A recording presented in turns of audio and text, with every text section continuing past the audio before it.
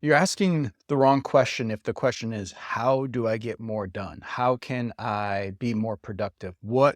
How can I do more? These are the wrong questions, which means you're taking the wrong approach, which means you just have the wrong mindset, the wrong belief. If those are the questions you're asking, and even if you're getting the answers, that means that you're going to come up with a never ending loop of tasks. It's just going to be the circular more, more, more, more. It's just endless. You're drowning in tasks. Productivity doesn't mean busyness.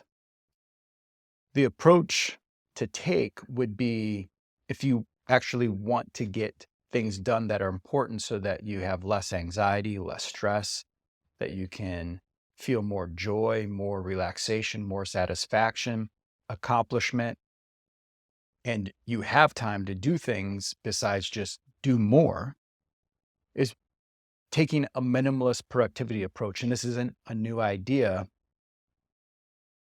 I would say Tim Ferriss talked about this in the 4-Hour Work Week way back. What would that be, like 15 years ago? Which was a big shift from David Allen. With that approach, to me, seemed like a very 9 to 5 workerish employee worker bee type of thing of like, how can we as a corporation get more out of our employees, get things done? Here's how to do this, sort tasks, then do this.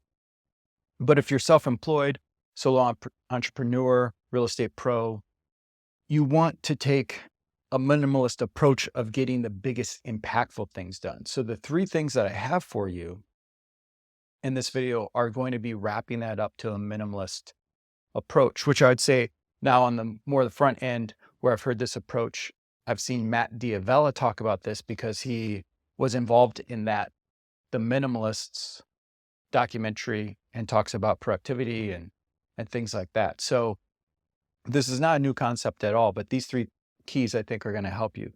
The first one is just to accept that and realize that when you're trying to do more, it's easy to get caught up in that the answer is more.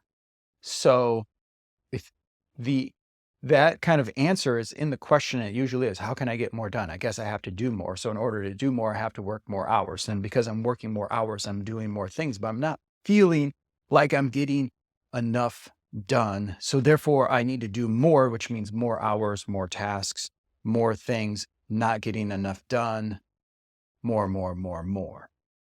So we need to shift this to how to really do less. How can you do less things? And so the first approach is going to be on elimination. Can you eliminate the unnecessary? Can you eliminate the things that don't really move the needle, that don't really bring the results? Eliminate the things that don't really matter. Eliminate the things that don't bring the joy, the peace, the outcomes that you're looking for.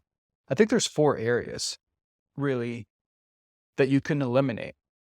So if you wanted to go through and kind of gauge yourself or go, here's the areas that I want to look in, the 4 areas that I would say would be, first, let's look at external business.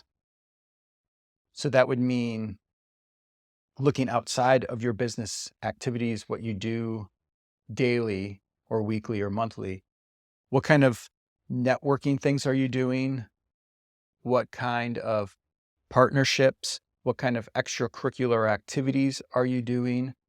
Yeah, do you find yourself having to go to a lot of events that don't bring a lot of results? Are you doing these things that pull you away from your work for 4 hours a day, and then you have to make it up at the office, or you're doing that work now at home when you should be spending time with the family? So look outside of work at the things that don't really have an impact. And maybe you've been told they do have an impact, like networking and belonging to this group or this organization is good for you and it'll help your business. And to me, as someone who was the chairman of a chamber of commerce, I do believe there's importance in serving and giving back, but that's only at a point when you can serve and give back. I don't know if they're great at business growth necessarily as being able to give back to others. So take a look at that, if you're at the appropriate time or not. And then if we've looked at the external, let's go to the internal. Are there places activities that we're doing inside our business that we can eliminate? If not at least eliminate, what can we delegate?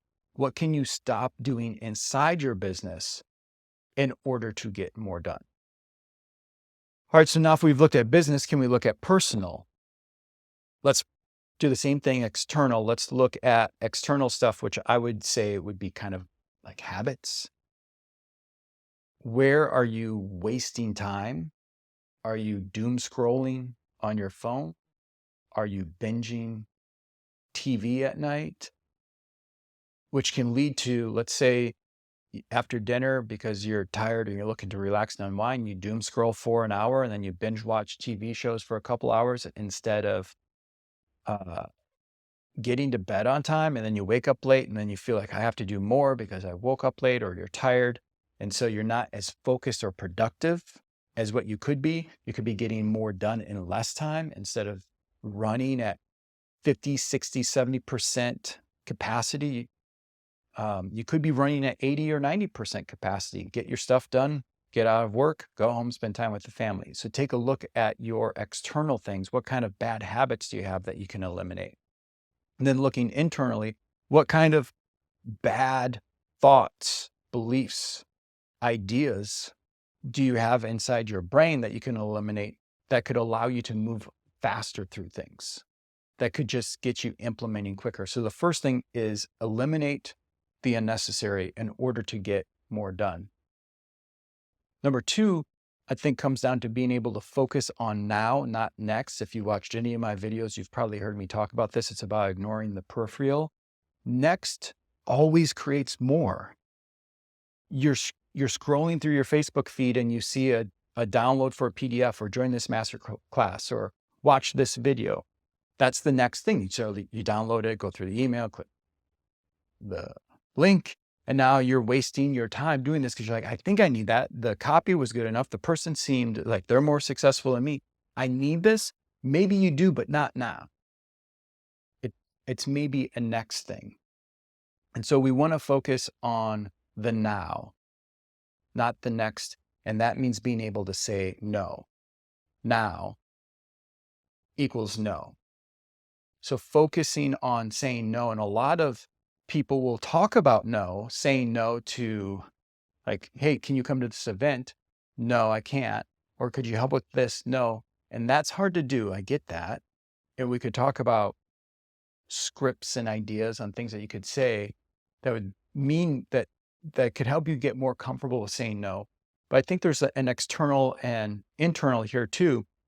A lot of times we're just saying yes too often internally. We say yes to things that we want to do or think we should do or we can do, instead of saying no to others necessarily. We need to start with saying no to ourselves and getting more disciplined. If we can get more disciplined with ourselves, saying no to us, that will give us the confidence to be able to say no to others. So I say start internal. Look at the things you're saying no to yourself on. If you're always saying yes to yourself, it becomes very difficult to say no to others. So second thing to do is be okay with saying no. And the third thing, do you feel like you can focus under deadlines? Are you that type of personality likes to procrastinate because the looming deadline then makes you go, I'm going to go into focus mode. I'm going to get this thing done. If so, that's great. There's a lot of evidence that says that's not true, but let's assume that it is. What you can do is just shorten your time constraints then. Always move time constraints up. And that's a Parkinson's law. The time allotted is the time that it will take. So instead of saying, I'm going to give myself 2 weeks for this project, I'm only going to give myself a week for this project. This goes back to why my business planning is done in 90-day chunks, what we call the best 90 days. Instead of a year, it's a time constraint. Let's focus this down to 90 days. One of the reasons why self-employed people, freelancers, independent contractors put in so many hours work late at night at home is because they don't have a forced time constraint. There's no, it's Parkinson's law at work. The time allotted is the time it will take. You start working on something, you're like, I don't really feel like doing this, but I know I have some hours after dinner tonight, so I'll work on it then. We don't put a time constraint. We don't really put a shot clock on ourselves. So then it takes longer than what it really needs to take. So take a look at how can you force time constraints?